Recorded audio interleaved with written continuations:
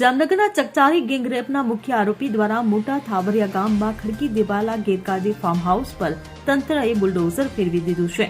ત્યારે જામનગરના જિલ્લા પોલીસ વડા ખુદ ડિમોલેશન સમયે મોટા થાવરિયા ગામના સ્થળે વિશાળ પોલીસ કાફલા સાથે ઉપસ્થિત હતા.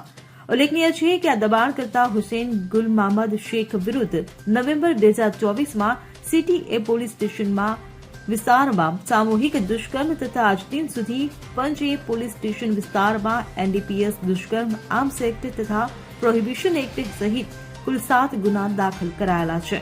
ત્યારે આરોપી સામે આજે વહીવટી તંત્ર દ્વારા આકરું પગલું ભરવામાં આવ્યું હતું. તેણે જ્યાં દબાણ કર્યું હતું ત્યાં મોટા પાયે ડિમોલિશનની કાર્યવાહી હાથ ધરીને જગ્યા ખુલ્લી કરાવાઈ છે. Bureau report CN24 news. હવે જુઓ દેશ દુનિયાની તમામ ખબરો તમારી આંગળીના ટેરવે. ઉઠાવો મોબાઈલ અને ગૂગલ પ્લે સ્ટોર પરથી ડાઉનલોડ કરો અમારી CN24 ન્યૂઝ મોબાઈલ એપ.